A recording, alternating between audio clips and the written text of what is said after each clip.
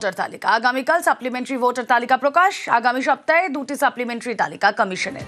সোমবার ও শুক্রবার তালিকা প্রকাশ কমিশনের। এখনো পর্যন্ত 40,000 বুথের অ্যাডজুডিকেশন নিষ্পত্তি। কথা বলবো, প্রতিনিধি সোমরাজ বন্দ্যোপাধ্যায় রয়েছেন সঙ্গে। সোমরাজ, দেখো, সোমবার বিকেলে তালিকা প্রকাশ হবে এবং কমিশনের তরফে জানানো হয়েছে আগামীকাল তালিকা প্রকাশ হতে হতে সন্ধ্যে হয়ে যাবে, অর্থাৎ সন্ধ্যে 6টার পরেই তালিকা প্রকাশ করা হবে কমিশনের তরফে। এবং প্রথম দফার যে সাপ্লিমেন্টারি তালিকা তা আগামীকাল সন্ধ্যেবেলায় প্রকাশ হওয়ার পর বিভিন্ন জেলা শাসকরা বুথে টাঙিয়ে দেবেন। ইতিমধ্যেই সেই নির্দেশ নির্বাচন কমিশনের তরফে দেওয়া হয়েছে যে বুথে যাতে প্রথম দফা সাপ্লিমেন্টারি তালিকা টাঙিয়ে দেওয়া হয় এবং সোমবার প্রথম দফা সাপ্লিমেন্টারি তালিকা প্রকাশের পর শুক্রবার দ্বিতীয় দফায় সাপ্লিমেন্টারি তালিকা প্রকাশ করা হবে নির্বাচন কমিশনের তরফে।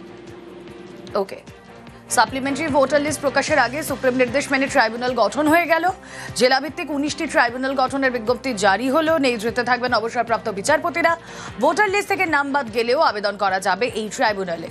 এসআইআর নিয়ে মমতা বন্দ্যোপাধ্যায়ের মামলায় এই ট্রাইব্যুনাল গঠনের নির্দেশ দেয় দেশের সর্বোচ্চ আদালত।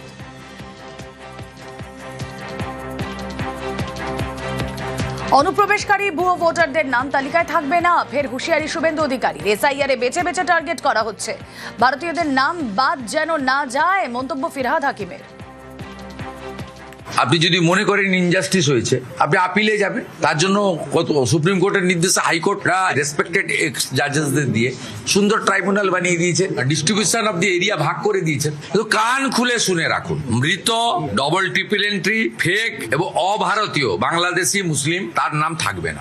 যেখানে খুশি যেতে পারেন। ভারতীয়দের যেভাবে হ্যারাস করা হচ্ছে যাতে না করা হয়, যে অন্তত বিচারের বাণী যেন নীরবে নিবৃতে না কাঁধে, যাতে বিচার পায় সব ভারতীয় যে আমি ভারতীয়, আমার কাছে ভোট অধিকার আছে, এটা আমার সংবিধান আমায় দিয়েছে। এক শ্রেণীর মানুষ, এক ধর্মের মানুষ, এক বর্মের মানুষ তার নাম কেটে দেওয়া হবে, এটা সংবিধান অ্যালাউ করে না।